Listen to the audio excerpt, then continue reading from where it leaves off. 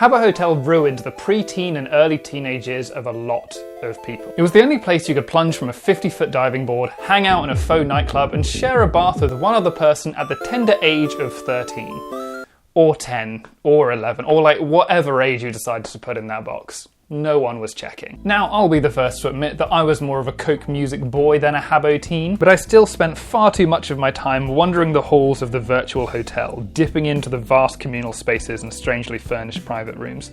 I even became quite the expert at the game Falling Fernie, a sort of virtual, metaphysical version of musical chairs that promised real yet pixelated prizes for the winner. And I can still remember that first initial rush of logging in and seeing dozens, if not hundreds of virtual, not so sexy avatars hanging out in the same space and knowing that there was a real person behind each one of them. Suddenly I was connected with all of these real people that I could go up and talk to. I could whisper in their ear, I could dance with them, I could roam the halls together with them, go on adventures, I could offer to give them all of the virtual furniture I had won in the promise that they would give me a cheat code that allowed them to give me unlimited virtual goods. Which I did. And it wasn't very clever. For many reasons, the current era we're living in has made me revert to a lot of my teenage habits and ways. I'm staying inside a lot more, spending hours browsing the computer, refreshing the same sites over and over again. My social skills has taken a nosedive. I'm barely seeing anyone anymore.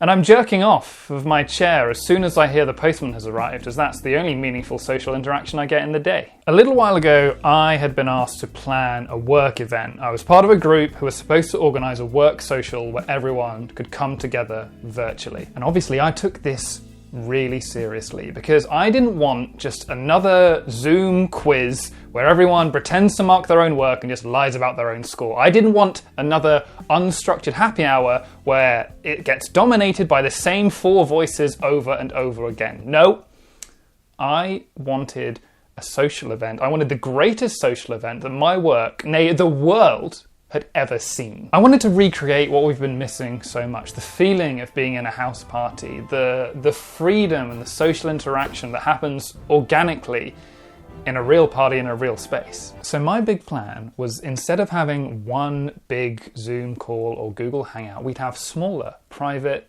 breakout rooms, but these wouldn't just be randomly assigned numbers or colours or teams.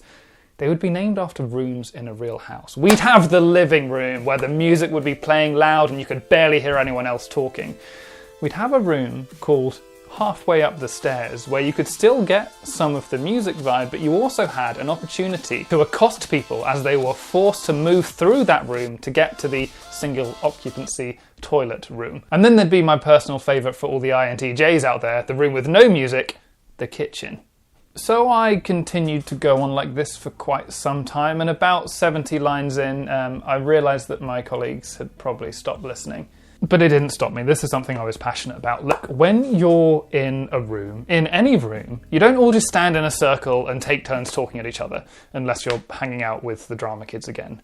These Zoom calls are incredibly unnatural, and I wanted a space where you could fracture off into smaller groups. Maybe you could whisper, or maybe you could shout if you wanted to be heard. I wanted cross-room voice chat where you could have private conversations but also call other people if you wanted, and you could roam this virtual space together. So after continuing for what I admit was too long, it became clear that my colleagues had fully zoned out and I had just been speaking to myself for quite a long time. But this allowed me to reflect. It allowed me to look at what I was actually trying to create, to look at what I desired the most. I looked at what I had just suggested, large communal virtual spaces that then lead off into smaller, private, more intimate spaces. Themed virtual rooms, each with their own personality, purpose and pursuit. Room-wide conversations that filter off into smaller, more private conversations. You know, it became very clear to me that I wasn't trying to recreate any house party I'd ever been to. I was just trying to recreate my teenage experience on Habbo Hotel, the video game for tweens. See, Habbo Hotel perfectly perfected the casual virtual space that I think we're all reaching out for.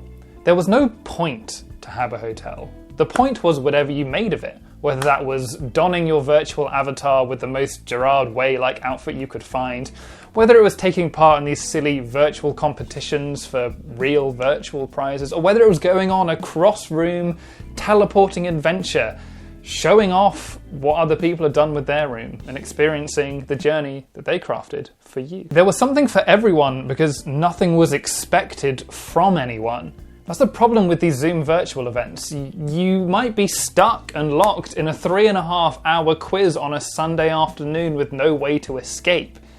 It's too much pressure. Imagine if instead of signing away your Sunday afternoon to remembering dead monarchs, you invite your friends for an afternoon and an evening in the esteemed Hotel Habbo. Have a chat with someone new. Maybe you'll hit it off. Maybe you'll roam the corridors before lounging by the pool, as long as it's open. Maybe you'll come with an ambition to trade your pixelated sofas for different types of pixelated sofas. So when I started this video, I did not know that the universe was already manifesting my greatest desire into existence. You see, one of the many things that 2020 killed was Adobe Flash, and that's a bad thing. It was responsible for the beating heart of the early naught internet, including Habbo Hotel. Now, with Flash having gone the way of sharing straws, Sulake, the developer, have had no choice but to rebuild the game from the ground up. And they're calling this effort Habbo 2020, which only just launched as a beta test late last year. Now, I haven't had the time to dig into it yet, but apparently it's missing a lot of features, which isn't surprising given the original game was developed iteratively over 20 years. Now, of course, the hardcore Habbo community, yes, this does really exist, aren't too happy with the changes and the fact that it's missing a lot of features. But I think there's a lot of promise there, and I think there's a big opportunity that Sulake could capitalize on. Sulake, if you're listening out there, and I'm pronouncing your name right, Habbo 2020 could not have come at a better time.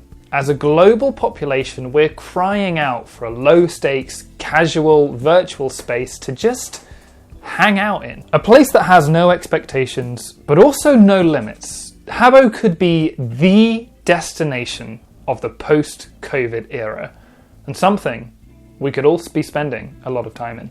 But what do you think? Have you found a virtual social space that allows for slightly more conversation than Among Us? Did you ever log into Habbo Hotel as a teenager, and are you now getting lots of weird, scary flashbacks that you'd rather forget? Did you frequent other virtual worlds like Coke Music Studios or Second Life, or that one with the animals?